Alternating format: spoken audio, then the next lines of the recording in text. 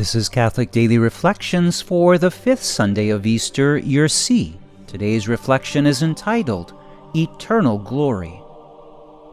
When Judas had left them, Jesus said, "Now is the Son of Man glorified, and God is glorified in him. If God is glorified in him, God will also glorify him in himself, and God will glorify him at once."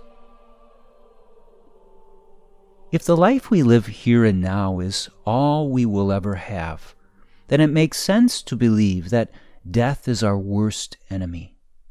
But as we know, this life is but a grain of sand in the ocean in comparison to eternity. For that reason, we must see death as our passing into the glories that await. The death of a loved one is difficult for sure. And when we face our own death, there are many temptations we might experience toward fear of the unknown. But if the Son of God chose to endure death itself, then we must work to see death differently. Today's Gospel passage speaks of Jesus' coming death as his glorification. Now is the Son of Man glorified, and God is glorified in him. Jesus spoke these words right after Judas left the Last Supper to betray him. From an earthly perspective, it is unlikely that anyone would consider their betrayal and brutal death as the moment when God is glorified. But from a heavenly and eternal perspective, Jesus' death was the greatest glorification he could offer to the Father. This only makes sense when we put on the mind of God. As we continue to celebrate our Easter season, we look beyond the suffering of Christ to see the fruit of his suffering. We see that death was defeated and that Jesus will now forever live in his glorified and resurrected body in heaven. He will forever carry the marks in his hands, feet, and side, and those marks will forever glorify the Father. The resurrection of Christ changes everything, including death. For that reason, we must continually work to put on the mind of God and see our human lives as he sees them. What is it that you live for in this life? What are your goals and ambitions? If you find that you focus excessively upon immediate pleasures, material wealth, selfish objectives, and passing ambitions, then it is time to ponder the lesson of Jesus' glorification. By facing his own death as an opportunity to glorify the Father, Jesus made it possible for us to do the same.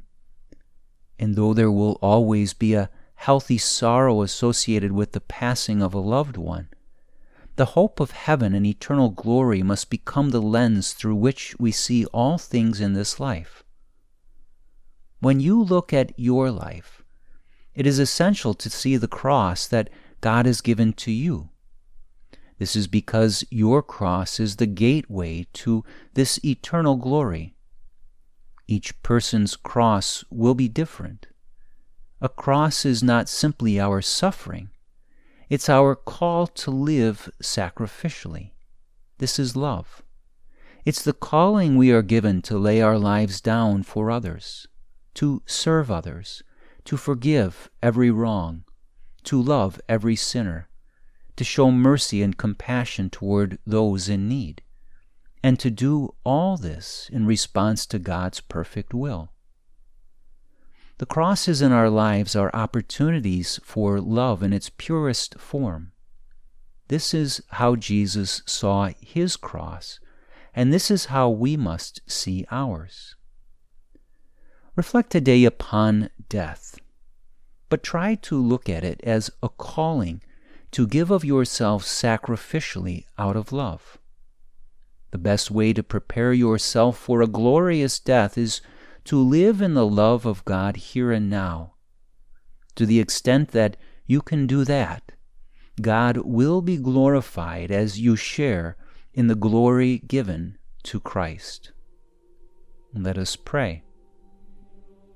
My loving Lord, you transformed death itself into the perfect means by which you gave glory to the Father and were glorified yourself. Please help me to enter into your mind so that I can see my life as you see it and to live for that eternal glory to which I am called. Jesus, I trust in you.